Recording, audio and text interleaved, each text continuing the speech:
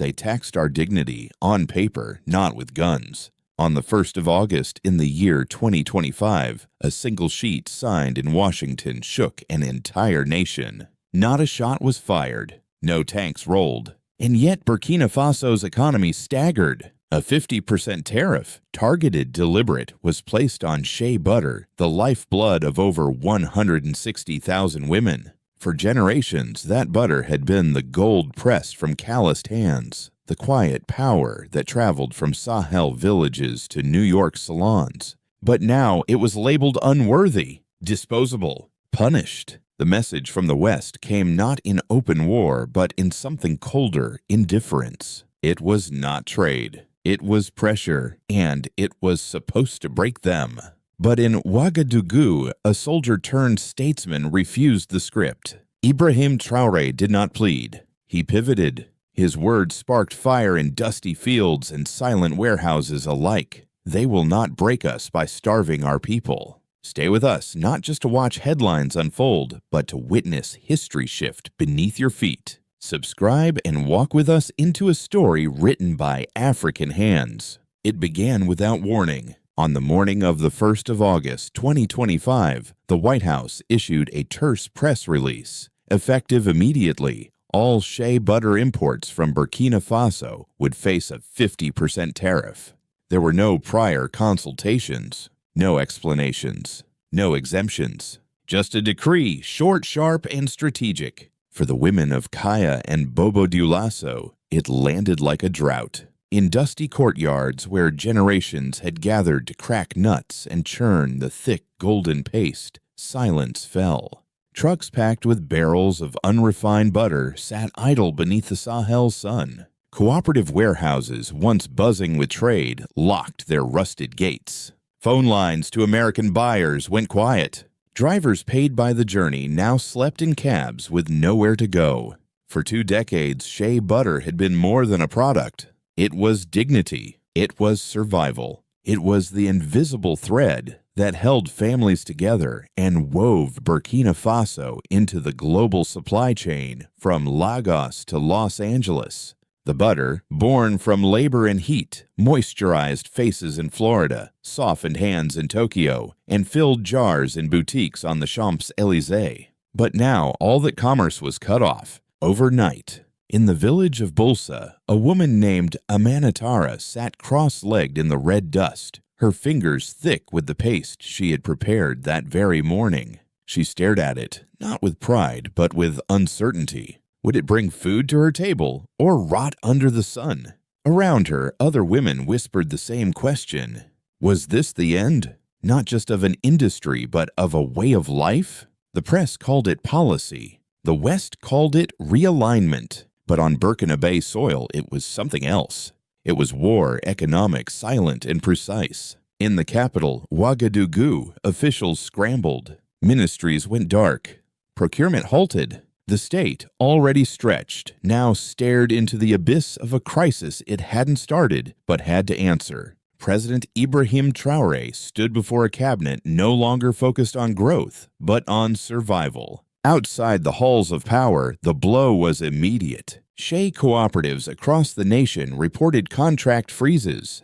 Warehouses filled to capacity with unsold goods. In Koudougou, one cooperative leader summed it up with tired eyes. They did not fire bullets, but our work is bleeding. Statistics bore the weight of those words. Within 48 hours, haulage volumes dropped by nearly 1/3. In Bobo Dioulasso, export managers dialed American numbers in vain. In Kaya, young girls who once helped their mothers stir the butter were told not to bother. There would be no collection today. Or tomorrow. Yet, amidst this despair, a realization was taking root. This was not the first time the West had dictated terms to Burkina Faso. But it might be the last time it would go unanswered. The shea butter wasn't just being taxed, it was being dismissed. As if the toil of women, the rhythm of local economies, and the pride of a nation could be priced, penalized, and discarded. But sovereignty, as Traore would later say, is not about what they allow us to keep. It is about what we refuse to give away. The shockwave spread far beyond Burkina Faso. Shea-dependent brands in the United States scrambled. Smaller retailers panicked. Beauty bloggers asked questions. Consumers noticed jars looked different, felt different. "This isn't real shea," one customer posted from Denver. "Something's off." But the real cost was not felt in product reviews.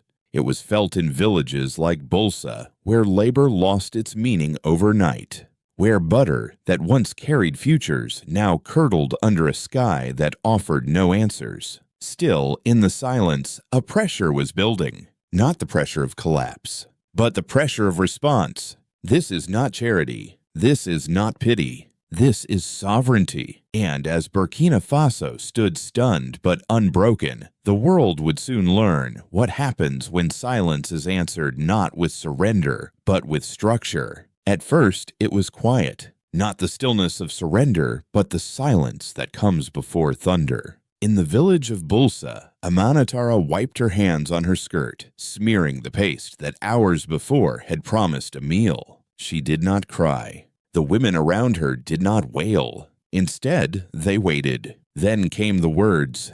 From Ouagadougou, through cracked radios and mobile speakers, President Ibrahim Traore addressed the nation. His tone was measured but unflinching. "They will not break us by starving our people." That sentence, 7 words long, moved faster than any convoy. It traveled from ministries to markets, from dusty intersections to shaded courtyards. It echoed in the minds of women who had wept in private, in the posture of men who stood beside stalled lorries. It was not a speech. It was a spark. By sundown, it had become a chant, a mantra, a mirror. The people repeated it not as hope, but as defiance. Across the countryside, cooperative leaders called emergency meetings. In Kaya, under the shade of an old baobab, Salamata Konate stood barefoot before dozens of women. Her voice cracked not from fear, but from resolve. "They think we are only exporters, but we are mothers. We are fighters." And the women, those same women who had sat idle that morning, raised their chins. No butter had moved. No contract had returned. But something far deeper had shifted. The nation's spine. In Ouagadougou, Traore moved swiftly. At dawn on the 2nd of August, he summoned agricultural unions, trade ministers, and cooperative heads to the presidential compound. The heat of the Sahel bore down, but he did not flinch. No Western ambassador was invited. No foreign press admitted. This was not negotiation. It was alignment. The room listened as Traore laid out a plan, not just for response, but for redirection. Emergency procurement support, domestic market mobilization, Eastern corridors prioritized. "We do not beg for what is already ours," he said. "We restructure to protect it." By that evening, new slogans had emerged, not written by officials, but by people. From soil to sovereignty. Shea is ours. The butter will move, with or without them. On social media, images flooded timelines, women stirring pots not of paste, but of resolve, men repairing stalled trucks, children learning the names of cooperatives once ignored. The country was not collapsing, it was coalescing. Meanwhile, the world watched with divided eyes. In Nairobi, his speech led the headlines. In Mumbai and Dubai, analysts debated, had the United States overplayed its hand? In Dhaka, economists spoke of a new trade rebellion. In London, commodity traders scrambled. The shea futures index spiked by 11% in a single day as markets rushed to hedge against supply collapse. Back in the United States, silence thickened. There was no press conference, no White House briefing, just vague lines about national interest. But in the salons of Washington, concern turned to confusion. This was not the reaction they had forecasted. Where was the chaos? Where was the pleading? Instead, they watched a young captain-turned-president pivot with unnerving speed. Because behind the scenes, Traore had been preparing, not for this specific strike, but for betrayal. He had studied roadways, mapped cargo routes, tracked refinery gaps. So when the embargo came, he didn't stumble. He stepped sideways, and on the 4th of August, the counterpunch landed. Beijing's Ministry of Commerce announced the unthinkable. 128 Chinese firms had been granted official import licenses to purchase shea butter directly from Burkina Faso. The deal spanned 5 years. No quarterly reassessments, no backloaded conditions, just trade. Not aid, not debt. Trade. Inside the presidential palace, Traore stood before a map of West Africa. He pointed to the old American shipping routes, then slid his hand eastward. "This is no longer theory," he told his ministers. "This is our new axis," and that was when the world understood the tariff had not exposed weakness. It had revealed readiness. But if a forgotten commodity like butter could redraw trade routes, what else might follow in its wake? Cocoa, cotton, even gold.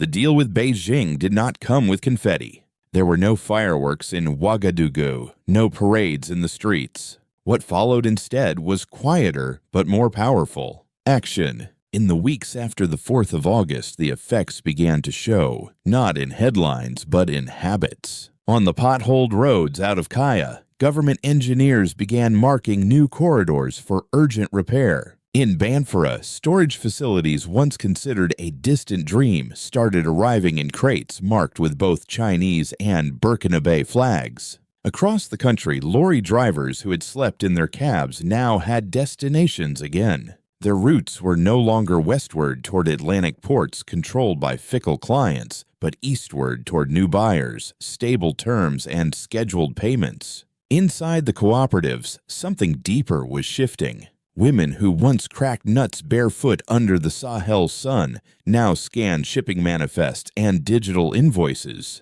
Solar-powered offices hummed beside warehouses. Mandarin language pamphlets circulated quietly. Some smiled at the novelty. Others leaned in to learn. But this was not mimicry. This was adaptation. "We are not laborers for someone else's profit," Salamata Konate said on community radio. "We are shareholders in our own destiny." Her voice, calm and fierce, echoed across dusty radios and town squares, becoming more than a quote. It became a refrain. For the first time, contracts were being written with clauses that mattered. Mandatory processing on Burkina soil, guaranteed royalties for cooperatives, technology transfer embedded as standard. It was not charity. It was structure. By mid-August, logistics hubs in Koudougou and Dédougou had reduced internal delays by nearly 40%. Cold storage facilities extended the shelf life of shea butter from 4 days to 3 weeks. Payments that used to arrive late or not at all now hit accounts within 72 hours. Mothers budgeting for school fees no longer needed to guess. The market no longer ran on uncertainty. It ran on respect. Politically, the ripple was undeniable. Traore's government, often viewed with suspicion by the West, began to command a different kind of attention, not as a regime clinging to slogans, but as an administration delivering schedules. Ministries once plagued by inertia were now driven by metrics. Contracts were reviewed, audits published. The tone changed from passive compliance to active negotiation. "We used to ask," whispered a West African envoy in Addis Ababa. "Now we negotiate." And this shift was contagious. In Accra, Ghana's Ministry of Agriculture launched a working group on cocoa verticalization. In Senegal, officials quietly assessed the feasibility of refining cashew oil domestically. In Mali,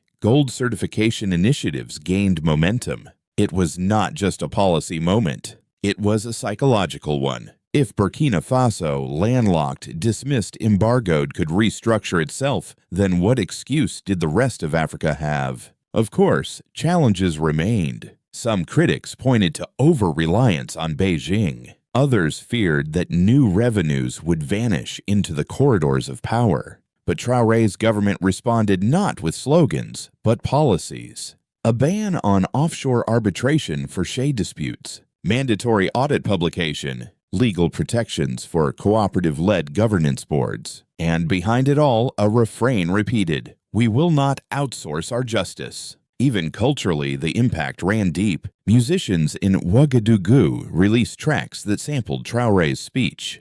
Poets performed verses comparing cracked shea shells to colonial scars, now mended through structure. Murals appeared, women lifting barrels toward a rising sun, the words "from soil to sovereignty" scrawled in bold. In schools, teachers began revising curricula. One assignment asked 12-year-olds, "What does sovereignty smell like?" A girl in Kudugu answered, "It smells like the butter my grandmother makes." It was no longer just a commodity. It was a symbol, an identity, a shift, and for the first time, the world began searching not just for products, but for meaning. Ibrahim Traore news no longer centered solely on sanctions or suspicion. It spoke of structure, sovereignty, and something long overdue, respect.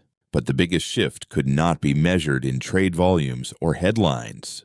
It was seen in how people walked, in how they planned, in how they spoke. No longer as recipients of dictated fate, but as agents of deliberate future. And if one landlocked nation can build structure from sanctions, what happens when a continent chooses the same path? The tremor that began in Ouagadougou did not stop at Burkina Faso's borders. It rippled outward, through boardrooms in Brussels, ministries in Washington, trading floors in London, and corridors of strategy in Beijing. In the United States, where the tariff had first been crafted, the silence deepened. There were no new press briefings, no explanatory memos. The policy, once framed as a demonstration of economic leverage, now looked increasingly like a strategic miscalculation. Shea butter, once deemed a minor commodity, had become a global symbol of resistance. Small business owners from Illinois to Georgia complained of broken contracts. Beauty entrepreneurs whispered of layoffs, product recalls, and consumer backlash. In Denver, a boutique posted a sign that read, "Out of stock, real shea is sacred." Behind closed doors in Washington, there was unease. What had been meant to corner a fragile economy had instead exposed fragility in their own supply chains. And more than that, it had showcased something unexpected, a government in Ouagadougou that did not plead, but planned. A leader who did not default to outrage, but to logistics. It was a story the West was not prepared to read, and yet it was everywhere. In newspaper op-eds, on talk shows, in think tank roundtables asking if the era of unchallenged influence in Africa was over. Across the Atlantic, the European Union scrambled for relevance. In Paris, where influence in Francophone West Africa had long been assumed, the shock was visceral. Burkina Faso had signed a major deal, and France had not even been consulted. In Brussels, trade representatives debated how to re-engage without appearing desperate. The realization was sharp. Africa's trade tables were no longer theirs to arrange. They now required an invitation. Beijing, by contrast, had no such uncertainty. Within weeks of the agreement, ground was broken for 3 new processing facilities in Shenzhen, Tianjin, and Nanjing. Officials hailed the deal not just as trade, but as a strategic foothold. And yet their tone was quiet, calculated. This was not a moment for fanfare. It was a moment for anchoring influence. In Moscow, state media praised Burkina Faso's defiance, calling it a fracture in Western arrogance. Analysts placed Traore's pivot within a broader movement, one rejecting unipolarity, embracing alignment. Even within Africa, the mood had changed. In Addis Ababa, the African Union quietly commissioned a study on resource retention policies. In Johannesburg, a mural appeared overnight. A shea tree, its roots gripping the continent, with the words painted underneath, "We no longer export silence." And the world watched. The phrase Ibrahim Traore news became a search trend not for controversy, but for curiosity. Who was this captain who turned a sanction into a doctrine?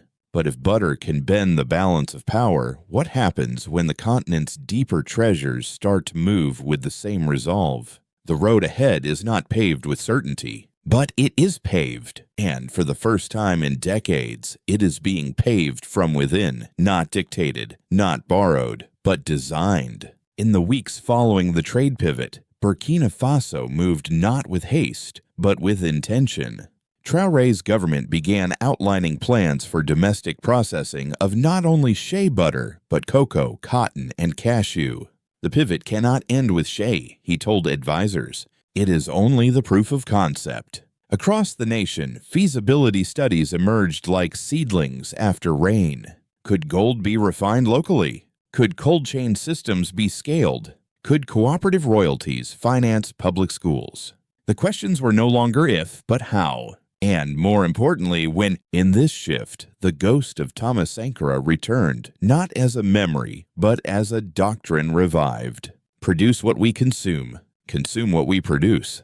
For the first time, this was not merely a slogan whispered in speeches. It was a spreadsheet, a shipping route, a schedule kept. But with opportunity came vigilance. Critics warned of overdependence on Beijing. Others feared internal elite capture of new revenue streams. Traore responded not with denial but design. Every contract now required domestic infrastructure clauses. Technology transfers were non-negotiable. Disputes would not be settled in foreign courts, but under Burkina Faso law. We will not outsource our justice, he said. Sovereignty is not given. It is structured. Culturally, the country continued to hum with something new. In schools, children learned supply chains not as abstract diagrams, but as national lifelines. In cooperatives, women discussed unit margins alongside seasonal harvests. In cafes, students debated trade routes over tea. This was not an economic shift alone. It was civic, political, emotional, identity-based. And beyond Burkina Faso, the continent was listening. In Accra, cocoa boards reviewed export dependencies. In Niamey, cashew farmers demanded refinery rights. In Addis Ababa, a quiet phrase began to surface in meeting notes in white papers.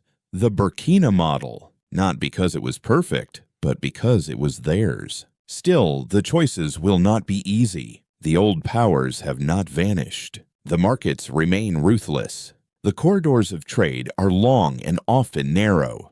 But something irreversible has begun, a recalibration, a remembering, a refusal to repeat. If butter could become a banner, what else might rise? And as the continent stirs, the question no longer belongs to governments alone, but to every hand that cracks a shell, stamps a contract, or lifts a barrel under the rising sun. What began as a tariff became a turning point. A decree from Washington meant to humble had triggered a doctrine from Ouagadougou, one built not on defiance alone, but on design.